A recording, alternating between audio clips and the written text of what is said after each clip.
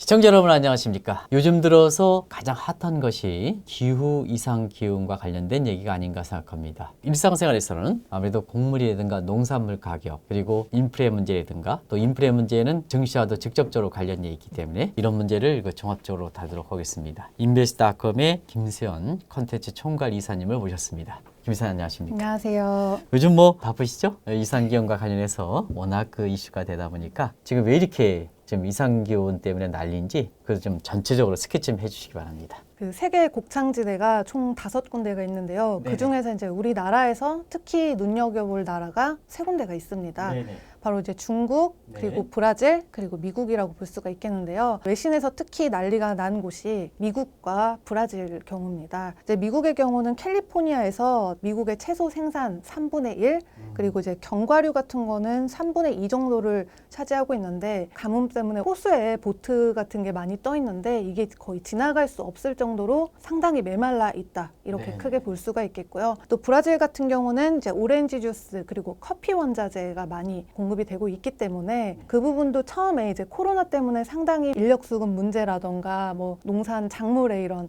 작황 문제도 심각했지만 이 부분 같은 경우도 가뭄 때문에 역시나 강수량이 상당히 심각한 상황이라고 합니다. 네. 그래서 두 지역에 따라서 에그플레이션이 조금 더 심화될 것 같다 보고 있습니다. 네.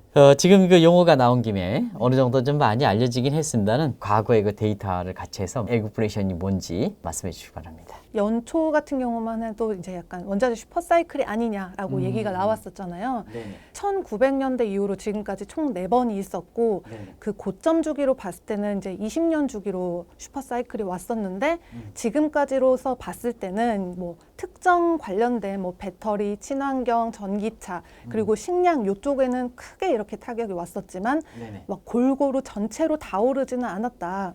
그리고 연초 대비로 특히 금, 은은 좀 마이너스로 빠져 있는 상황이거든요. 네. 근데 이 중에 가장 이슈가 됐던 게 이제 에그플레이션 그리고 인플레이션 이런 것들이 문제가 됐었고 에그플레이션, 식량 장바구니 물가가 일단 월급은 줄었지만 장바구니에서 나갈 돈은 진짜 더 많아졌다 해서 많은 사람들의 좀 타격을 많이 받았습니다. 어떻게 보면 이제 에그플레이션 네. 같은 경우는 다른 인플레이션 달리 일반 가정에 직접적으로 타격을 미치는 게 그게 문제의 심각성 아니겠습니까? 그렇죠, 그렇죠. 네, 앞으로 어떻게 될 것 같습니까? 심상치 않을 것 같아요. 일단은 미국의 GDP를 봤을 때 21조 달러 정도가 되는데 연준에서 그 절반 정도로 돈을 풀었기 때문에 네. 돈이 많이 이제 화폐 가치가 상당히 떨어졌습니다. 그래서 일단 인플레이션 우려는 조금 더 간다라고 보고 있고 그에 따라서 아까 말씀드렸던 뭐 기후 문제 플러스 네. 인플레이션 우려 아직도 이제 잠잠해지진 않았다라고 보고는 있기 때문에 네. 이 에그플레이션은 조금 더 이어질 것 같다고 보고 있는데요. 네. 이제 크게 2000년대 이후로 에그플레이션이 2번이 왔습니다. 네. 이제 첫 번째는 2006년, 8년에 유가 급등과 더불어서 이제 비료, 농산물 이렇게 올라갔고요. 또 인도와 중국 쪽의 신흥국 물가가 치고 올라가면서 이때 크게 타격이 왔어요. 네.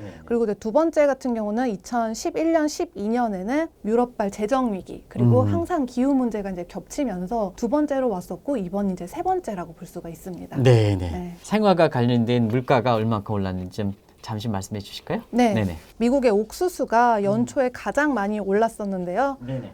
연초 대비로는 20% 정도, 또 1년 정도 봤을 때는 67%가 올랐습니다. 네. 그리고 뭐 소맥과 대두는 그것보다는 덜했는데요. 1년 주기로 봤을 때 대두는 이제 55% 정도, 소맥은 32% 정도가 올랐습니다. 그리고 이제 돈육 같은 경우에 중국에서 돼지열병. 아프리카 돼지열병이 이제 굉장히 심각해져가지고 돼지 사육이 줄었는데 그거에 대해서 이제 중국에서 이제 돼지를 엄청나게 키우기 시작했고요. 농산물 갑자기 사료도 많이 필요하게 되면서 네. 그것에 더 힘을 실어줬고요. 돈육 가격도 지난 1년 사이에 140%나 엄청나게 올라갔고요. 또 상대적으로 이제 소고기 같은 경우는 1년 동안 15% 올랐고 다른 작물들도 봤을 때 이제 설탕이 1년 사이에 30% 정도, 오렌지 주스는 최근에 많이 올랐는데요. 연초 대비로는 바로 안 올랐지만 브라질 상당히 이제 날씨가 안 좋다라는 소식에 원자 원자재, 오렌지 선물 11% 이상이 올랐고 커피 같은 경우에도 지난 1년 동안 58% 오르면서 이제 우리 장바구니 물가가 조금 더 힘을 보태주면서 올라갈 것 같고요. 다른 이제 음식들에 비해서 커피는 저희가 상당히 더 많이 접하는 음식이기 때문에 그런 부분에 좀 더 주의 깊게 지켜봐야 될 것 같습니다. 네. 아무래도 이렇게 원자재 가격이라든가 이렇게 올라가면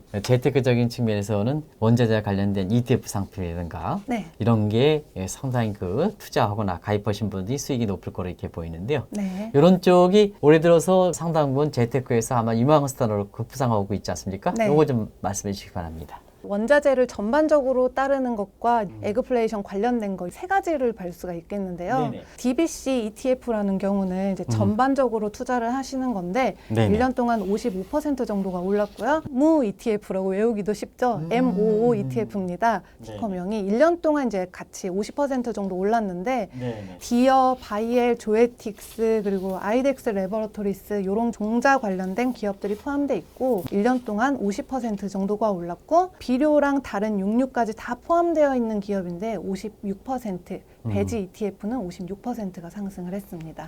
네. 단 재테크 스타일에 비해서는 상당히 많이 이렇게 올라서 앞으로 어떻게 되겠습니까? ETF라든가 이런 쪽이 지금이라도 좀 가입하는 게 늦지 않았는지 좀 그 문제 좀 말씀해 주시기 바랍니다. 농산물 같은 경우는 곡물을 이제 작황하는 사이클이 있기 때문에 코로나19가 지금 조금 지나서 뭐 네네. 여행이나 다른 것들은 바로바로 풀리는 현상이 이어질 수 있겠지만 코로나가 조금 줄어들었다고 해서 농산물 쪽은 바로 호재를 불러일으킨다라고 네네. 볼 수는 없고요. 일단은 이제 코로나19 때문에 외국인 숙련된 노동자들이 바로 이렇게 이동해서 도와주는 그런 형국도 어려워졌고 네네. 또 기후 같은 경우도 라니냐 같은 것도 있지만 가뭄으로 인한 메뚜기 현상도 굉장히 심각하고요.